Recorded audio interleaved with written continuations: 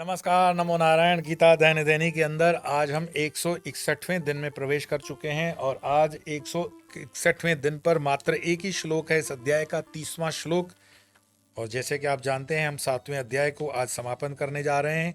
ये ज्ञान विज्ञान योग नाम है और आज जिस एक श्लोक का हम पाठ करने जा रहे हैं वो श्लोक है साधिभूतादिदैवं मां साधियज्ञं च ये विदु प्रयाणकालेऽपि च मां ते विदुर्युक्तचेतस।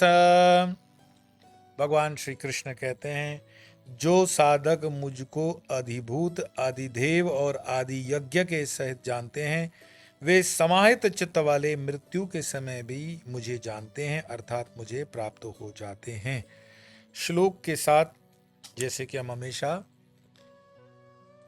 अध्याय समाप्त होता है तो क्या कहते हैं, श्लोक के तुरंत बाद ही संस्कृत के श्लोक के बाद आता है, जैसे साधे भूतादिदैवं मां साधे यज्ञं च ये विदु प्रयाण कालेऽपि च मां ते विदुर्युक्तचेतसा। ओम तत्सदिते श्रीमद्भगवद्गीतासु उपनिषत्सु ब्रह्म विद्यायां योगशास्त्रे श्रीकृष्णार्जुन संवादे ज्ञान विज्ञान योगो नाम सप्तमो अध्याय, अर्थात ओम तत्सत ब्रह्म विद्या और योग शास्त्र रूप श्रीमद् भगवत गीता उपनिषद में श्री कृष्ण और अर्जुन के संवाद के अंतर्गत ज्ञान विज्ञान योग नामक 7वां अध्याय समाप्त हुआ। लेकिन ये 7वां अध्याय तो समाप्त हुआ और इसका एक जो श्लोक हम पाठ कर रहे हैं उस श्लोक को थोड़ा समझें कि जरा मरण मोक्षाय मामाश्रित्य यतन्ति ते ब्रह्म तद्विद्धि कृष्णम अध्यात्मम कर्म चाखिलाम। जो लोग जरा मरण आदि दुखों से छूटने के लिए मेरा आश्रय लेकर प्रयत्न करते हैं, उस ब्रह्म संपूर्ण अध्यात्म तथा संपूर्ण कर्म को जान लेते हैं। जरा मरण से जन्म, जरा मरण से जन्म, बाल्य, युवा, जरा और मरण, ये 5 अवस्थाएं समझनी चाहिए। 5 अवस्थाएं कौन सी है? जन्म, एक जन्म होना, बाल अवस्था, युवा अवस्था, जरावस्था और मरण अवस्था, ये 5 अवस्थाएं हैं शरीर की। ये 5 अवस्थाएं समझनी चाहिए। और इस श्लोक में माम शब्द सगुण साकार स्वरूप का ही परामर्श करता है, क्योंकि आगे ब्रह्म शब्द का प्रयोग हुआ है। यदि निर्गुण परक होता तो माम शब्द से ही काम चल जाता। यहाँ भगवान ने केवल भजन से ही ब्रह्म, अध्यात्म और कर्म की प्राप्ति दिखाई है। इससे जान पड़ता है कि भगवान के भजन और आश्रय से सभी कुछ मिल जाता है। हर एक अध्याय में आप देखेंगे, कभी भगवान भक्ति से कहेंगे, कभी ज्ञान से कहेंगे, कभी योग से कहेंगे। कंफ्यूज नहीं होना, मन में संशय ये मत बताना कि आखिर करना क्या है।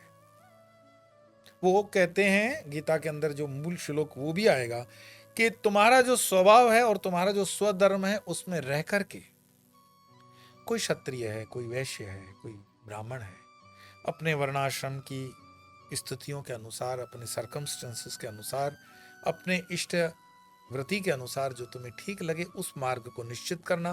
पड़ोसी ने कौन सा मार्ग लिया उसमें ज्यादा नजरदारी मत करना। No comparison, no competition. तुम अपने मार्ग को जब देख लेते हो और उस पर चल पड़ते हो तो मंजिल मिल जाती है।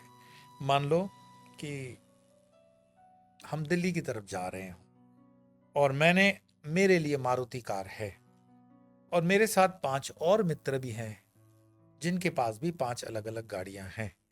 उसमें से किसी ने होंडा ले रखी है, किसी ने ऑडी ले रखी है, किसी ने टोयोटा ले रखी है, किसी ने ऑडी ले रखी है, किसी ने BMW भी ले रखी है। अब मैं ये आते जाते तो नहीं, हम एक दूसरे को कहते हैं कि यहाँ मेरी गाड़ी में बैठ जाओ, देखो कैसी है। आप 5 गाड़ियों में बैठोगे और दिल्ली इस तरफ जाओगे, ऐसे करते हुए जाओगे। आप स्वयं की गाड़ी चला लो ना, ड्राइविंग आपके पास आपकी गाड़ी का पता है। जब आप अपनी गाड़ी ड्राइव कर रहे हो तो आपको पता है कि इसका गियर कैसे स्मूथ लगता है, कहीं जर्क तो नहीं आता, एक्सीलेटर कितना दबाना होता है, इसका जो कोई भी ऑपरेशंस हैं वो उसके क्या प्रो एंड कॉन्स हैं। लेकिन आपके मन में अगर विचार आधे रास्ते पे ये आ जाए कि ये जो BMW गाड़ी है काली वाली, ये मेरी लाल वाली मारुति से बहुत आगे जा रही है, स्मूथली भी जा रही है और कूलिंग वूलिंग भी बहुत अच्छी है, तो मैं ऐसा कर लूं कि मारुति को छोड़ करके BMW में आ जाऊं। तो मैं जिसको कहता हूं कि एक भक्ति मार्ग है, एक ज्ञान मार्ग है, एक योग मार्ग है, ये अलग अलग मार्गों की कारें हैं। आपने अपने परिस्थितियों से, अपने स्वभाव से, अपनी परिस्थितियों से जो कार रखी हुई है, सपोज करो वो भक्ति मार्ग की कार है, और भक्ति मार्ग वाली कार से उठ करके आप कर्मयोगी उस BMW वाली कार में जाके बैठते हो, तो कर्मयोग वाली जो है, तो फिर उसमें कर्मयोग के नियम लागू पड़ेंगे। तो आप कहोगे कि पांचों पांच गाड़ियां, ये एग्जाम्पल देने का मतलब यही है कि गीता के अंदर पांचों पांच, चारों चार जो भी योग बताए गए हैं, वो चारों चार योग हमें करने हैं क्या? हमें हमारे परिस्थितियों से यात्रा का प्रारंभ कर दिल्ली पहुंचना है, मतलब परमात्मा तक पहुंचना है। जो भी वाहन व्यवस्था मुझे दी गई है, मतलब जो भी जीवन की व्यवस्था मुझे दी है, वो मुझे स्वीकार्य है। उसी व्यवस्था में रहते हुए मैं कैसे आगे जा सकता हूं, उसको समझना है। अगर मैं बैठूं कि मारुति छोड़ BMW में बैठूंगा और BMW रही कर्मयोग वाली कार, तो मैं ठहरा भक्त योगी। तो कर्मयोग वाला चलाते चलाते बोर हो जाएगा मेरे भजनों से, और उसके कर्म वालों की बातें सुनकर मैं बोर हो जाऊंगा, क्योंकि कर्म वाला तो कहेगा कि स्टॉक टेकिंग में भी काम कर दो, ये यहाँ पे शेयर लगा दो, ये यहाँ पर वो कर दो, वो कर दो, लगा देगा आपको धंधे पे। इससे अच्छा है कि अपनी टूटी फूटी कार ही सही, भजन सुनते हुए लाल गाड़ी में चलो। थोड़ा दूर इधर इधर हो सकता है, जरूरी नहीं है कि मारुति लेट पहुंचेगी। मारुति है इसलिए लेट पहुंचेगी और BMW है इसलिए पहले पहुंचेगी, ये जरूरी नहीं है। क्योंकि BMW कर्मयोगी है, इसलिए हो सकता है कि बीच में एक बिजनेस का ट्रांजैक्शन लेने के लिए वो रुक जाए, वो एक डील करके आता हूं। मारुति तो वैसे भी स्लो आ रही है, आप भजन करते हुए चलोगे, हो सकता है दिल्ली आप पहले पहुंच जाओ। तो ये कंपैरिजन एंड कंपटीशन अध्यात्म के अंदर नहीं होती है। मैंने आपको बहुत ही, जिसको कहते हैं कि जनरल कैटेगरी का एग्जाम्पल दिया है। व्यासपीठ से ऐसे एग्जाम्पल दें तो मेरे जो नीचे साधु महात्मा होंगे तो वो कहेंगे कि इतने सरल करके क्यों बताते हो, गीता को कॉम्प्लिकेट करके बताना चाहिए, सामने वाले को समझ में नहीं आना चाहिए, फिर भी सर हिलना चाहिए कि हाँ समझ में आ रही है। इसी से ही देश में कभी गीता समझी नहीं गई। गीता को आज के वास्तविक स्तर पर समझाओ तो आपका युवान भी समझेगा, आपके बच्चे भी समझेंगे, क्यों नहीं समझेंगे। गीता को समझाने के लिए कोई विशेष टेक्नोलॉजी की जरूरत पड़ती है, और गीता समझ लिया और फिर अपने जीवन के अंदर उतारने के लिए क्या विशेष कैप्सूल्स की जरूरत पड़ती है, या वो जो ब्लैक बॉटल वाला वाटर आएगा मिनरल, उसी से वो खाओगे तो हजम होगा, नहीं तो नहीं होगा। हजारों सालों से सनातन धर्म की ये ताकत है गीता। और गीता जिसने कर ली उसने सर्व उपनिषदों गाव दोग्धा गोपाल नंदन, जैसे कि मैंने कहा हुआ है,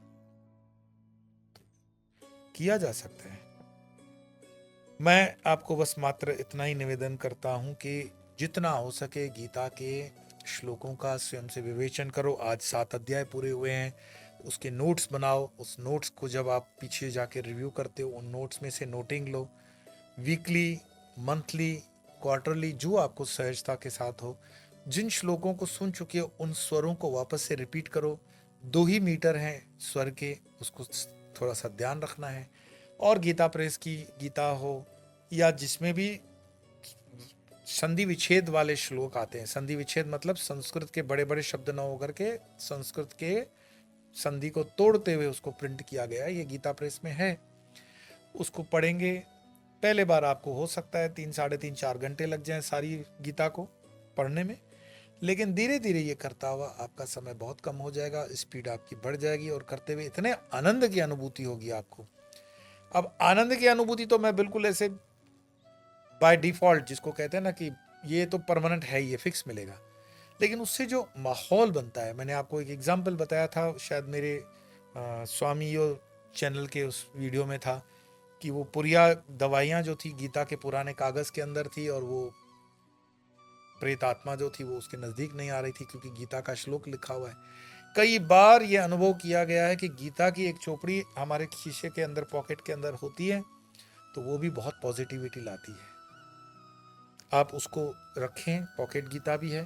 ट्रेन में सफ़र कर रहे हो, बस में कर रहे हो, कार में कर रहे हो, ड्राइवर गाड़ी चला रहा है, चलते चलते भी थोड़ा 15वां अध्याय का अध्ययन करो, कर सकते हो, 20 श्लोक है। 12वां अध्याय करो, 20 श्लोक है।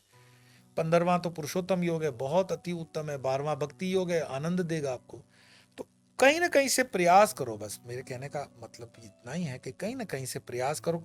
इस उलझन में उलझो ही मत कि पड़ोसी क्या कर रहा है या मेरे साथ वाला क्या कर रहा है। बस एक दान पुण्य आपको करने का आखिरी निवेदन करूंगा, श्लोक का पाठ करेंगे फिर, कि इस गीता को जितना ज्यादा हो सके अपने रसिक सनातनियों तक पहुंचाओ, ताकि एक आपका भी अपना सर्कल बने और एक अच्छी चीज, एक अच्छा शास्त्र अच्छे लोगों तक पहुंचे। वैसे ही अच्छे लोगों की संख्या कम है, तो उसमें थोड़ा तो बढ़ाने का दायित्व हमारा बनता है।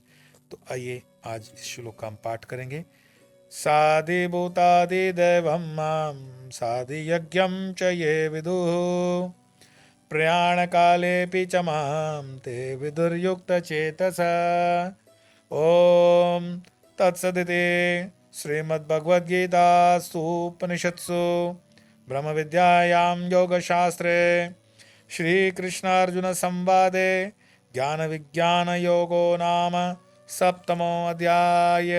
आने वाले कल में हम 8वां अध्याय प्रारंभ करेंगे और 8वां अध्याय है अक्षर ब्रह्म योग नाम।